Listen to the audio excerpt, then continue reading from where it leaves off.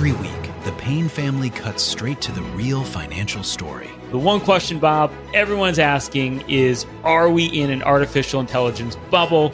You've been through boom and bust. What do you think? No hype, no myths. Just what actually matters to your money. Does feel very similar to what we experienced in the 90s. Where are we, though? Are we in 1995, 1997, 1999? Listen to the Pain Points of Wealth on the Red Apple Podcast Network. It's the Joe Concha Tunnel to Towers Foundation Sunday Morning Show. Now, here's Joe Concha.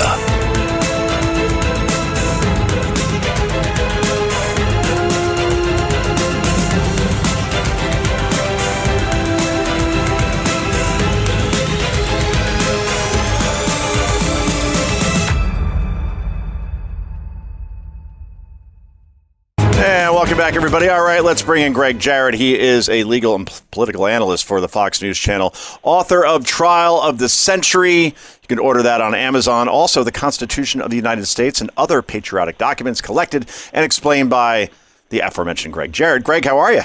I'm well. Thanks, Joe, for having me on. Of course. So I was curious. Well, not curious. Great column, by the way. It's on foxnews.com, doing gangbusters, according to my people who track these things as far as clicks and overall just viral stuff. Gregg Jarrett's latest one is, if Tim Walz is charged in Minnesota fraud scandal, his best defense is incompetence. And I love the fact that you start off the column, Greg, by quoting Tim Walz himself by saying, quote, "I hereby plead incompetence and stupidity," unquote.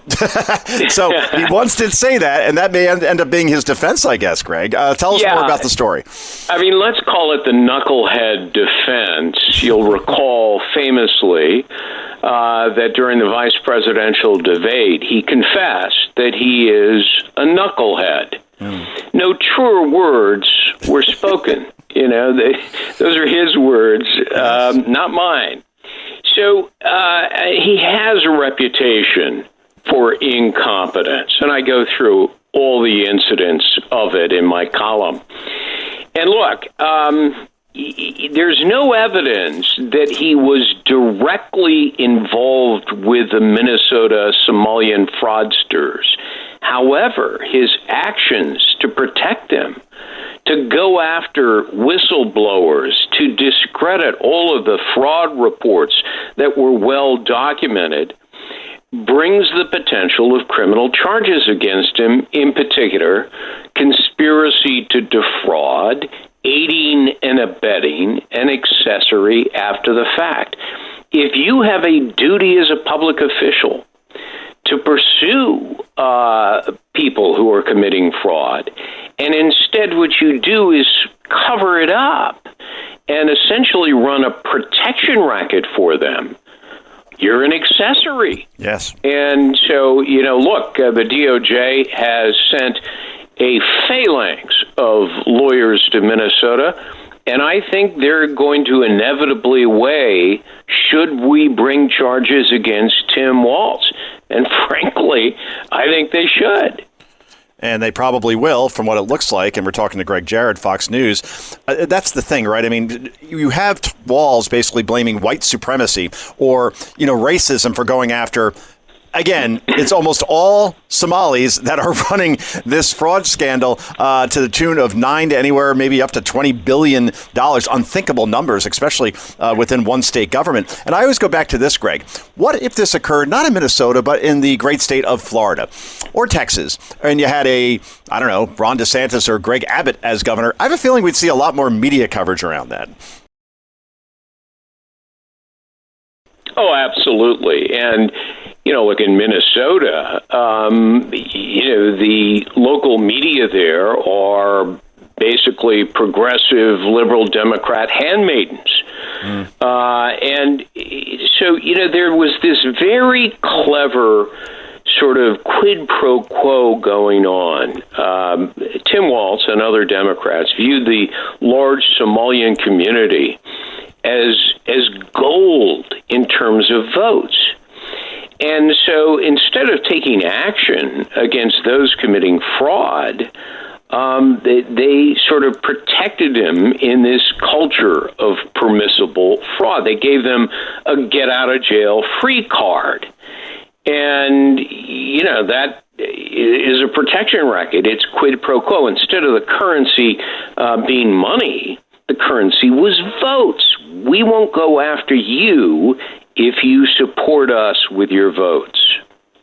And we're talking to Gregg Jarrett, and that's exactly right. The Somalians basically decide elections in Minnesota, especially Minneapolis, which might as well be called Mogadishu at this point. And we're talking to there's an alliteration there. It kind of works. Legal and political analyst for the Fox News Channel, Gregg Jarrett. I have to get your take because this has been the dominant topic of the past few days, quite frankly, Greg, as far as what we saw in Minnesota.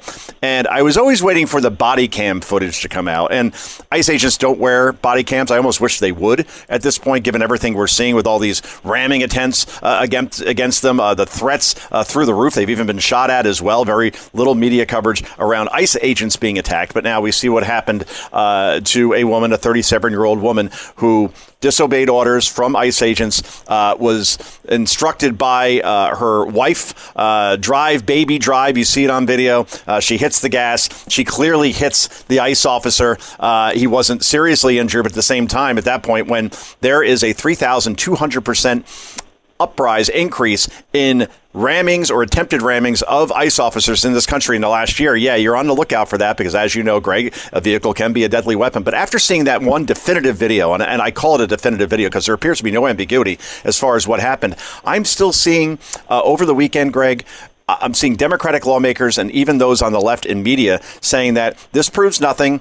He still shouldn't have shot that woman. And at the same time, she was just trying to. Dan Goldman of New York, a congressman, said she was just trying to leave and she was murdered. That's what he told MS Now, trying to leave. Literally, the ICE agents are yelling, get out of the car. That's not leaving unless you're leaving the car, Greg. No, it's fleeing police, which is a crime. Yes. And look, she made a lot of bad choices here. And when you make those bad choices, terrible things can happen. And that's really what happened here.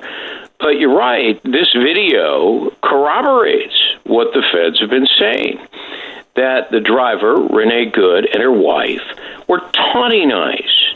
They were blocking ICE vehicles. They were part of the resistance.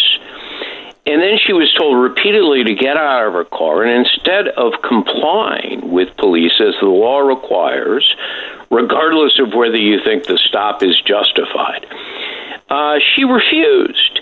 And instead, she guns the engine, pushes the accelerator with the officer either right in front of her or perpendicular. It's a little bit difficult to tell from his video, but it certainly looks and sounds like he was struck, which is, of course, contrary to what people like Mayor Jacob Frey and Tim Walz have been claiming. And you're so right, Joe, to point out that automobiles are deadly weapons.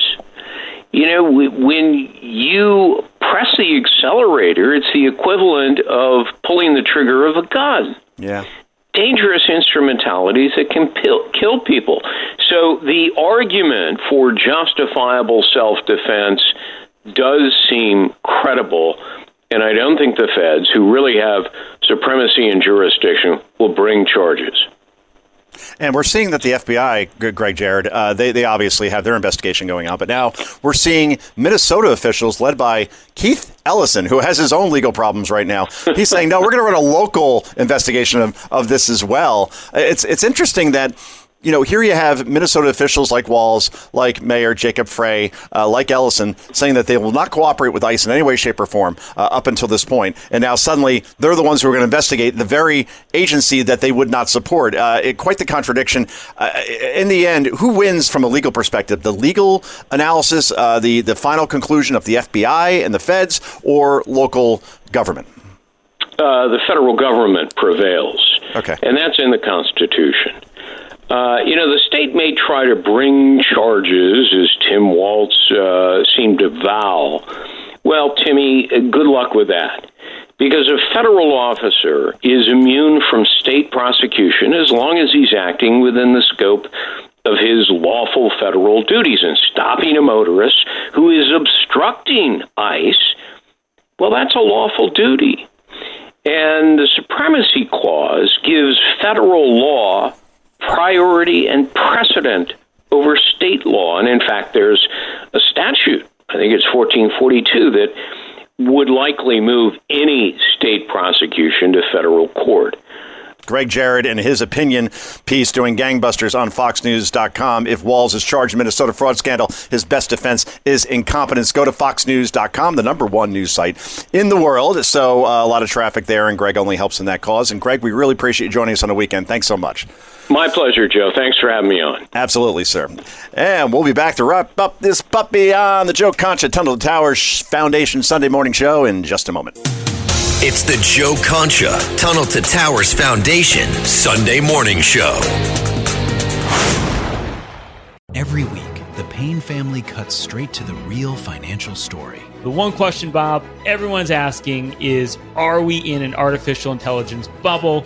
You've been through boom and bust. What do you think? No hype, no myths. Just what actually matters to your money. Does feel very similar to what we experienced in the 90s. Where are we, though? Are we in 1995, 1997, 1999? Listen to the Pain Points of Wealth on the Red Apple Podcast Network.